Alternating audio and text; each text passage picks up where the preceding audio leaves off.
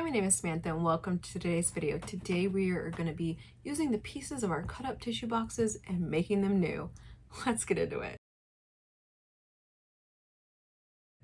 So today is a use all the parts of the buffalo type video. So last month or the month before, whenever it was, we cut all of the lips off of all of these tissue boxes. So now, what are we gonna do with these tissue boxes? One thing you could use them for is organization. I love using these within other boxes or within drawers to organize things. They are fantastic. But for today's project, we are going to be making them new tissue boxes. So in combination of having the lids cut off and then the previous video that we did where we made the fabric covers, at the time of filming this, I don't have the fabric cover, but fabric cover will come in the magical future.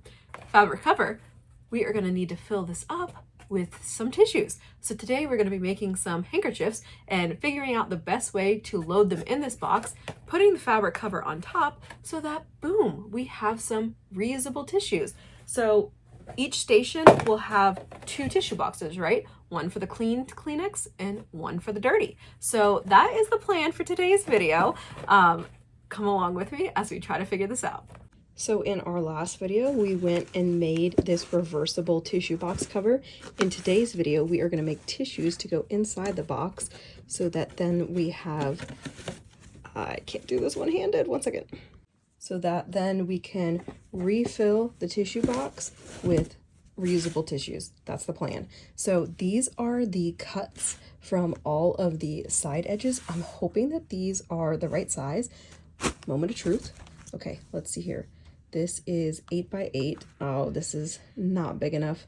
Okay, I was hoping that these would be big enough. They are not, but we are going to use the same fabric, so it'll be really cute. It'll be like coordinating, but I'm going to cut them probably 9 by 9. I'm going to cut them 9 by 9. Okay, so I've got my fabric cut to a 9 by 9, so now we need to finish the edges. I have a couple different options for you. The easiest one would be to just use pinking shears. This will finish the edges. They will fray a bit, but they will stay intact. The next simple way is to go to the iron and fold over twice and then stitch this down. The third option is to overlock or serge all of the edges. And then the fourth option, the one that we're going to do, is with the rolled hem foot. That's this guy. Let me drop it down here. You can see here how it's got this, come on, it's got this little piece in there that's going to pull the fabric in. So let me show you how to use it. Okay, so I have the rolled hem foot loaded into the machine. And now on my fabric, what I'm going to do is take the beginning part of my fabric and fold it over twice. This doesn't have to be super precise. We just got to get the ball rolling. Go ahead and pin it. And then we're going to put this in the machine.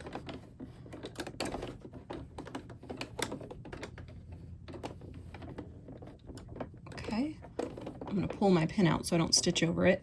I have my fabric right within the foot. One second. You can see I have the fabric right within the presser foot right there. So now I'm going to stitch forward a couple stitches.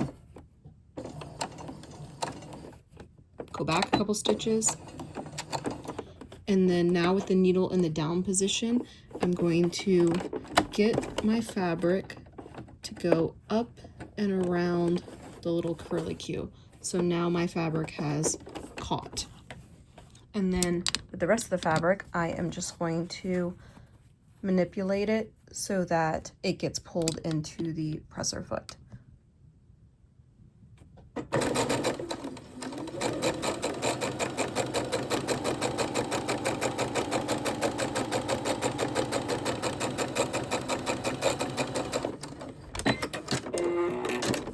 And there we go.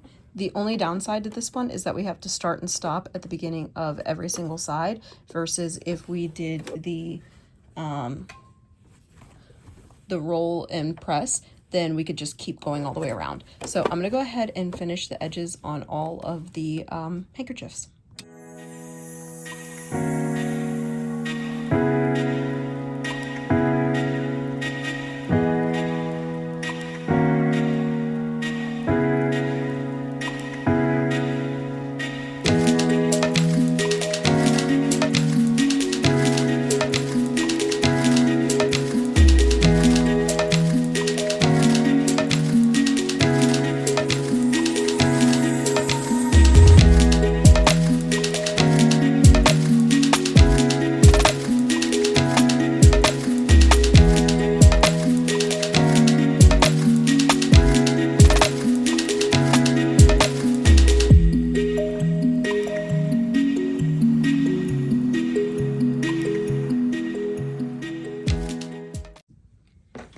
so here is how they all turned out.